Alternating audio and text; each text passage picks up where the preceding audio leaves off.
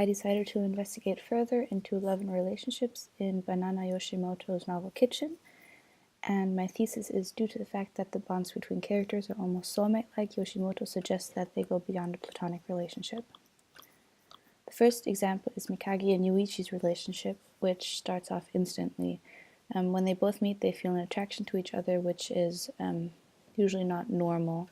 The quote, "So why not move in with us," he said, as though it were the most natural thing in the world, just really shows that while Yuichi is comfortable asking a question like that, Mikagi feels that instead of it being weird because they met 5 minutes ago, she feels that it's natural.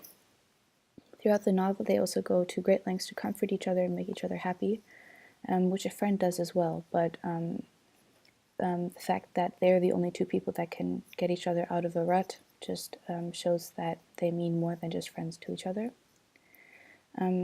The dream that they had about the food also connects them spiritually, as since they had the same dream at the same time, just shows that their souls are connected as well.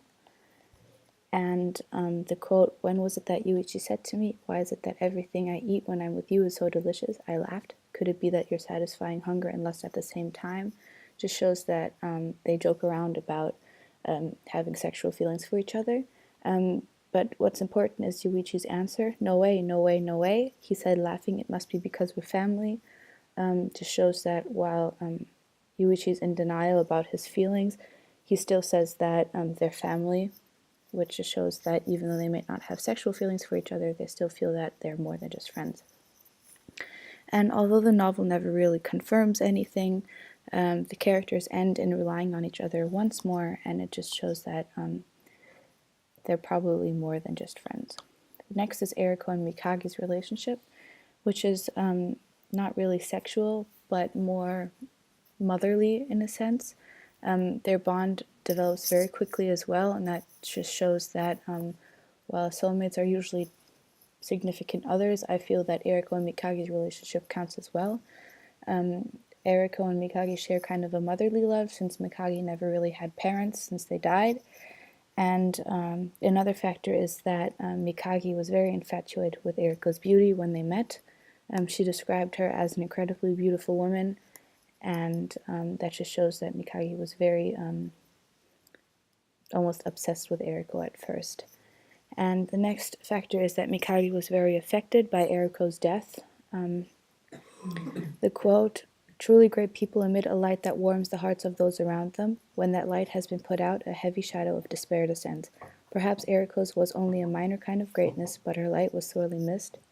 Just also shows that Mikagi was very affected by Eriko's death, even though they didn't really know each other for a long time, and that just shows that they did share a connection that was more than just friends.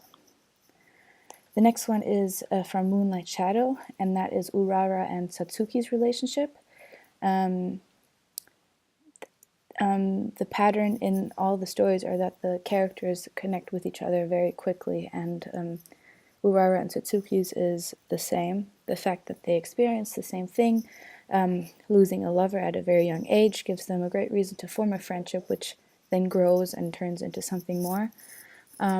Since their connection develops at a very quick pace, it just shows that Urara and Satsuki also share something that's more than just friends. The fact that the trust Satsuki has in Urara is not normal for two people who just met, which just also shows that Satsuki and Urara go beyond just friends.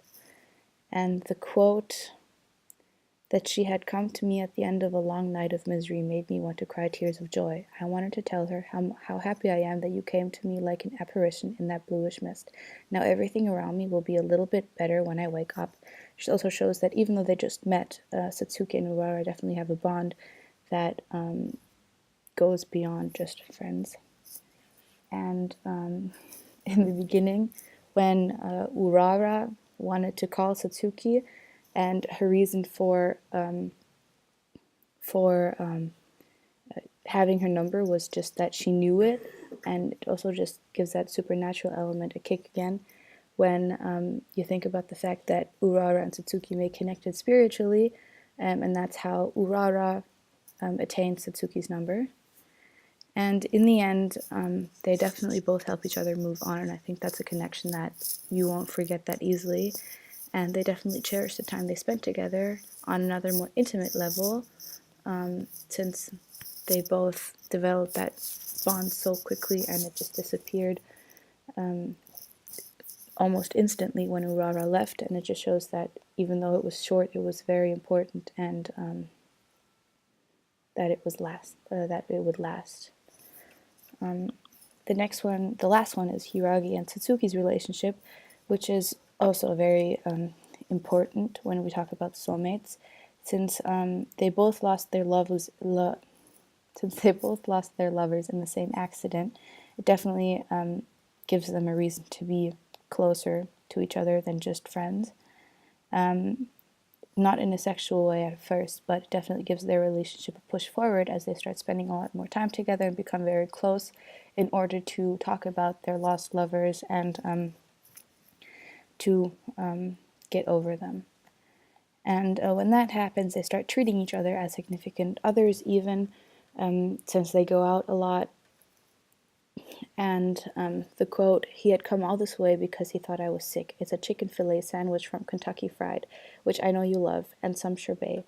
Cokes too, and I brought enough for myself. So let's eat." Just shows that this quote is more Hiragi admitting that Satsuki is something very important to him, someone very important to him, since Hiragi knew her favorite food and got something for himself too, so he could keep her company even though she was very sick. And yeah, I just think that was important to mention, that Hiragi just started knowing things about Satsuki that usually significant others would know. And I think in the end, when their souls connect through mutual feeling of closure, when they get over their former lover through both of them seeing a ghost of their former lover, just also shows that they go through the same things, which just heightens that factor of relationships and just makes it easier for them to understand each other. And since they're the only two people that this happened to in 100 years, if we go by what the book says, we definitely see that they would be the only two people that they could talk to about it. And lastly, the quote, maybe I too, were a carefree high school girl, would long to be the one to restore him to life and would fall in love with him. Girls that age find nothing more attractive," just shows that even though Satsuki was just thinking in a hypothetical manner, Hiragi would actually mean something to him since he's very attractive, and since Satsuki mentioned that if she were in a different situation, she might actually like him. And yeah, that's it.